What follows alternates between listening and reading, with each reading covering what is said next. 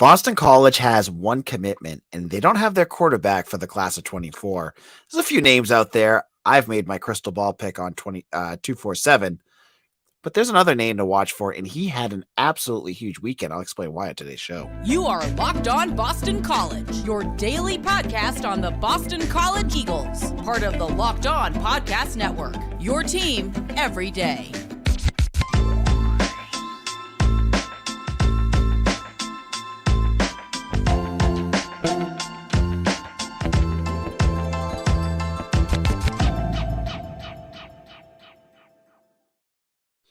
Hello and welcome to Locked On BC. I am your host, AJ Black. Now, we're talking recruiting on today's show, so everydayers out there, you have listened and you know that I've made it a priority on this show to give you the details on some of the biggest targets Boston College is hitting, and no name right now is getting the buzz like Collierville, Tennessee, 24 quarterback Aidan Glover. Now, the Eagles don't have their quarterback yet for the class of 24. There's a bunch of names that have been connected to BC, and some of them have already committed. Deuce Adams was scheduled to take an official visit. He's off to Louisville. Luke Moga was offered. He's off to Oregon. You're seeing some of these bigger names already starting to move on. But that doesn't say that BC is, done with some of the guys that they originally had high on their board. And one name is Aidan Glover. Out of Collierville, Tennessee, this is a kid BC offered a while back. And as you can see from the picture, if you're on YouTube, he's already been to Boston College. You see the great shirt. He's got the uniform on. He had a great unofficial visit in April. So this is a kid that, his recruiting started off kind of slow. But this weekend, Glover was on the Elite 11 regional qualifying, part of their series, right? Now, if you don't know what Elite 11 is a national quarterback kind of a competition where they have regional qualifiers where they have all these quarterbacks that are usually all D1 quarterbacks. They do a series of competitions where they get scouted, they make their throws. They pick an MVP from each regional series.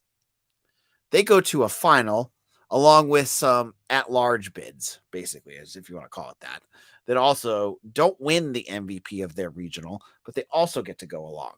Now, Glover did not win the Oxford, Mississippi regional. That goes to a LSU quarterback, right? SEC, here you go. But he did wow a lot of folks. 247's had some folks on hand, and some of our national guys said, he was one of their guys that really stood out. I saw a ranking. They had him third among all the quarterbacks that were there. So obviously this is a big deal. He is, potentially he could be he could eventually get one of those at large bids. I mean, it might be a little bit of a long shot. But more so, why is this important? It's because that kind of performance catches the eyes of big-time college programs. And within 24 hours of him completing the Elite 11, he immediately gets a big offer. And it's one that BC fans, if you're hoping this kid ends up at BC, because he's a 3-star, I think he's going to have he's just going to end up with a solid group of offers. He gets offered by Stanford. According to some things I've heard, it's his dream school. That's not good. Because when Stanford offers, you lose the edge of having the academic potential because it's freaking Stanford. So that's bad. That's bad. And then it gets worse. He was also scouted by Penn State. So now you're already behind the 8 ball on a regional school that could also beat you out. They haven't offered yet. Penn State doesn't have a quarterback yet, so this is one worth watching.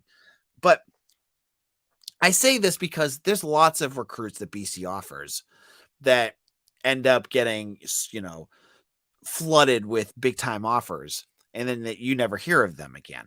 The reason I bring up Aidan Glover is because he's scheduled to take that next step with BC. Now, he took an unofficial visit. Anyone can take an unofficial visit. You get guys constantly. You had Samson Ukunlola, who never wanted to go to BC. He took like 4 unofficial visits to BC last year just because he could, because he was around. Glover took one, and that's fine, right? He's scheduled to take an official visit to BC. Now, remember, an official visit are limited for the schools. They can only offer, I think it's like 49 official visits out there. So they have to be careful with how many they offer. And Glover got one. So he's serious about Boston College. I've talked to him too, and I know he really likes BC. So you have to wonder if Stanford's clearly going to get an official visit from him. I mean, I haven't put a crystal ball in for him yet, but I almost am thinking crystal balling him now for Stanford. But I want to see if he gets there. I want to see if he gets to BC, and maybe Stanford has other guys that they're looking at. But it was a huge weekend for him. And this is one of those guys like you hope that BC can stay in on. Now, we've talked about it on this podcast, what the other option is. It's Henry Hasselbeck. That's Matt Hasselbeck's son. He plays for Zavarian Brothers in Massachusetts. He's been on campus a lot. I haven't heard of him taking an official visit yet. I don't even know if he needs to, like, I imagine the school has to be kind of strategic with how they set up official visits, because if Henry Hasselbeck can come from 20 minutes down the road, you don't need to give him an official visit, because you need to get guys like Glover from Tennessee, or guys like, and we had a St. John Bosco linebacker that we talked about on Eagle Insider. He's coming. You want to get those guys to take the official visit, because that's when the school can pay for everything. Why pay for everything for Henry Hasselbeck when he lives 20 minutes down the road? So I think right now BC has made some new offers in the quarterback realm. And I think they're still kind of scouting out where they're going. But right now, I have a 2-horse race for quarterback in my mind, from what I've heard, what I've talked to, for the quarterback for the class 24. It's Aidan Glover and it's Henry Hasselbeck. I mean, if I was a betting man, I'd still go with Hasselbeck. I still have my crystal ball in there, and I'm not backing off of it. But both have their concerns, right? Hasselbeck is still committed to Maryland for lacrosse. Glover is starting to blow up. Where does BC end up? Or is there an option number 3? I think that's where we're stuck at right now, right? We're going to see where BC goes. And I will be all over this. If you're an everydayer here at Locked On BC, that meaning you listen to this podcast every single day. You're part of our army. You listen to us. We're calling you the everydayers. You know that we talk about recruiting here. I am the Eagle Insider. I talk to recruits. I talk to the staff. I talk to coaches. I talk to everybody. And I give you all the updates that you want. This is where we're at right now with quarterbacks. I thought this would be a good one to talk about. Now, in a moment, I want to talk about wide receivers. And a question that has come up: how does Boston College move on from Zay Flowers?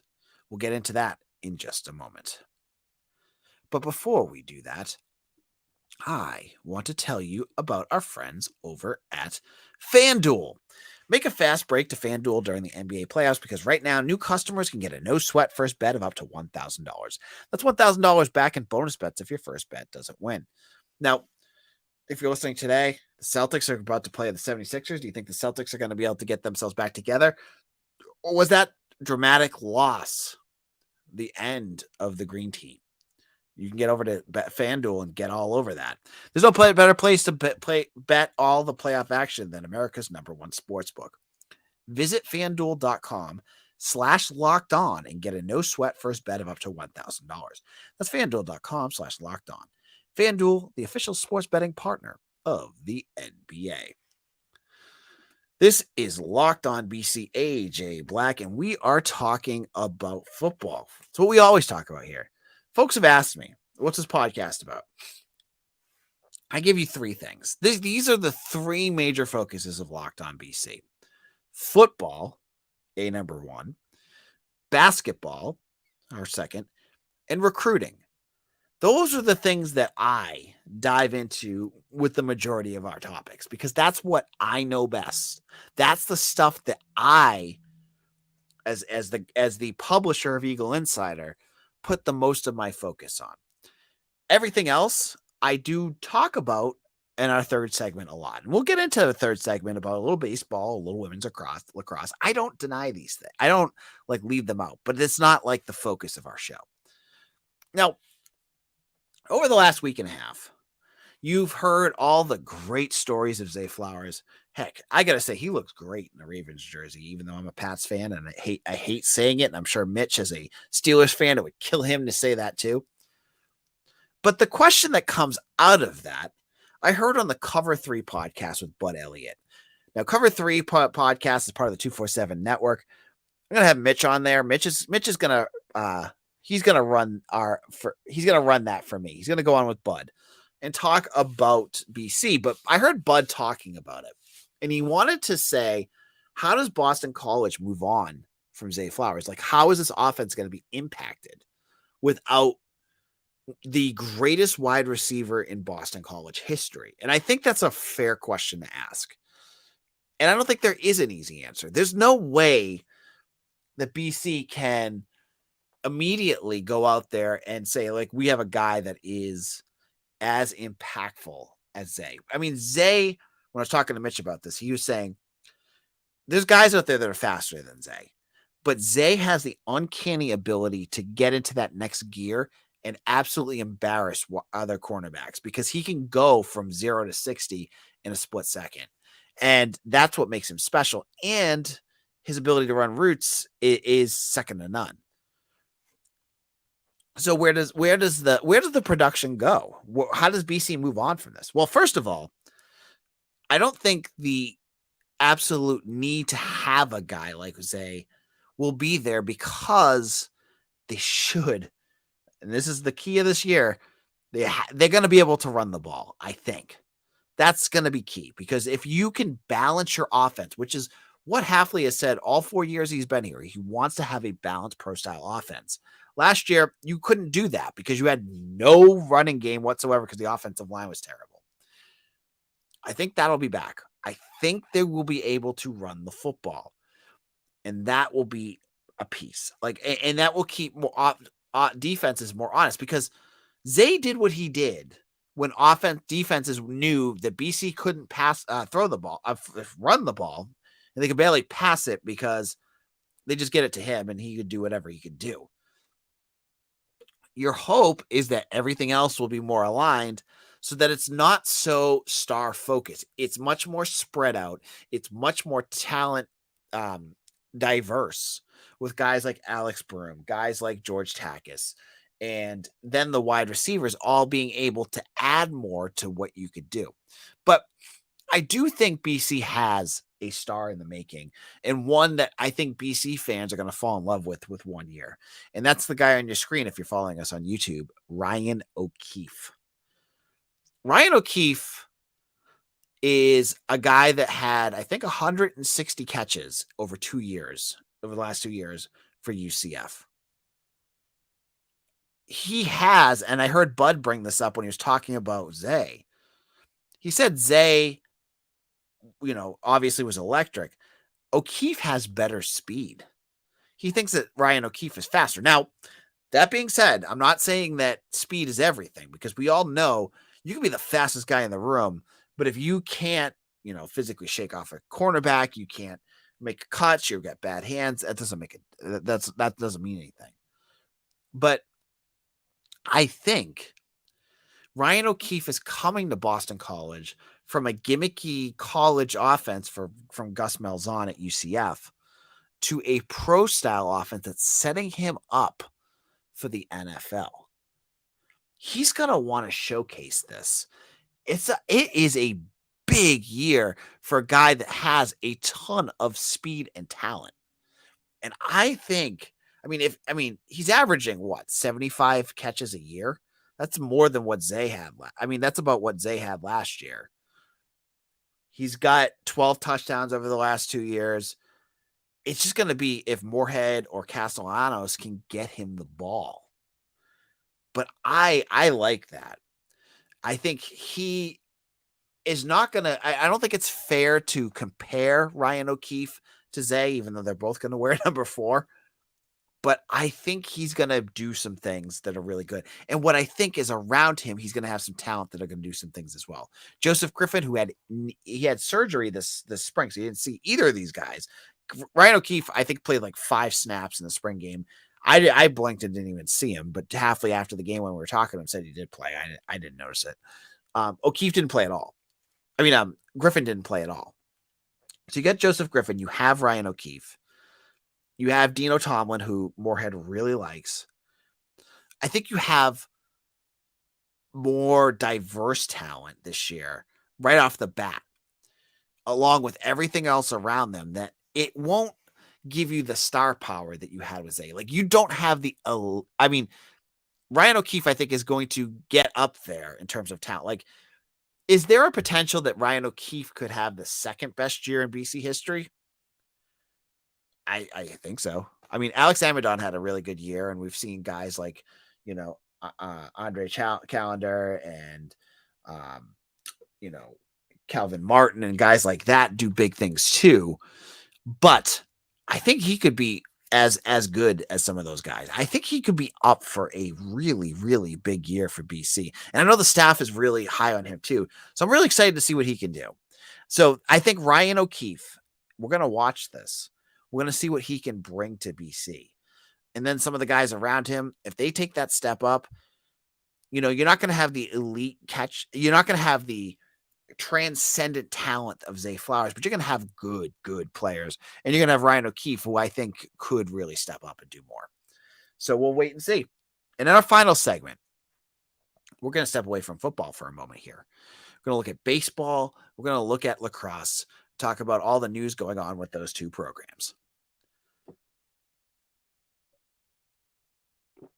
This is Locked On BC. I am your host, AJ Black. So let's kick this off by talking about lacrosse. Yesterday, I got into this podcast. I saw that the tournament brackets were going to come out at 9:00. I was recording at 8:45. I was like, we're going to totally get it in the last segment. I'll be able to just look on Twitter and get it. Missed it by 5 minutes. Well, after we got off the air, BC ended up getting the 3 seed. Kind of disappointing since they are below Syracuse, a team that they beat and won the ACC championship over. But it is what it is. I mean, at the end of the day, with lacrosse, the standings, I love where BC lands because they play the winner of Penn and UConn. Yeah, Penn of the Ivy League. And then they'll play the winner of one of these 4 teams: Notre Dame, Mercer, Jacksonville, or Florida. Florida is probably the second. It is the second best. They're the 6th seed. But to me, that seems like an easy trot into the Final 4 for the women's team. BC's playing the best lacrosse. To me, you look at the bracket. If they just go truck through that regional, which I think they have the potential, they're playing that well, they will then get, Syracuse is on their side. It would be like Syracuse or James Madison, Maryland, one of those teams. You get past them. I mean, it really, to me, it looks like we are on a collision course for a championship game against Northwestern. But that's the fun of college sports. Anything can happen. And that could mean against BC too, right? So I think this is really a fun matchup. And I think BC, I don't have it in front of me. I believe they play at home for their first couple games. So that'll be fun too. And I know those women lacrosse games get really good attendance. So that's great. Baseball. Now, I said last week for baseball that the Eagles just needed to win one game and it wouldn't hurt their standings. And I'm not a huge baseball person in college, but I like watching it. And I was dead on with this. BC won one game, that Saturday game against the Demon Deacons, and they only dropped 1 spot. So they're number 20 right now in college baseball, while Wake Forest moved up to number 1 after LSU lost their series against Auburn. So BC is still fine. As I said, they have games against Villanova coming up. They need to win those. They are over 30 wins. I can't even explain where we've come as for this program, because we had it into the season with absolutely zero buzz around BC baseball. Now we're talking about brackets, hosting, all this good stuff. And because they're playing like a team that is that just kind of like we were just saying with lacrosse, like they're playing at an elite level. And that's a credit to Mike Gambino, a coach that many folks had just assumed he was on the chopping block and was going to get fired after this year. He's played himself into at least a couple more years at BC after this. He's going to break all sorts of win records. They're going to get themselves to the tournament. That's all you can ask for. And to do it on a year that you didn't expect it to happen. I mean, your ace, Flynn, is a transfer from a D3 school, Roger Williams, who I didn't even know had baseball. And this dude is going out there and winning games for you. You've got hitters up and down, and you have the facilities now to compete. It's been a lot of fun. So we'll have to wait and see how the season ends up. But it's for someone who covers BC sports, the combination of lacrosse and baseball has made this more fun, because when you're looking at the schedule and the calendar year, football's done usually by even if they make a bowl like December 28th, December 30th, right? Then you have like 8 months of like filling it with nothing. Then basketball is usually done by March. What do you do with those other months? Well, now you got baseball. Baseball's doing great. And you got lacrosse doing great. You got recruiting. You got all these other things. It makes covering BC a little bit more fun. So those are just some thoughts. And again, thank you all so much who have made this your first listen every single day. And for those of you who are everydayers, hit us up in the comment section. I want to shout each and every one of you out. If you're an everydayer, hit us up. I love to talk to you about that. And you can follow me on Twitter at AJBlack_BC. My name is AJ Black. I'm the editor and publisher of Eagle Insider. If you like BC recruiting news, go over to Eagle Insider.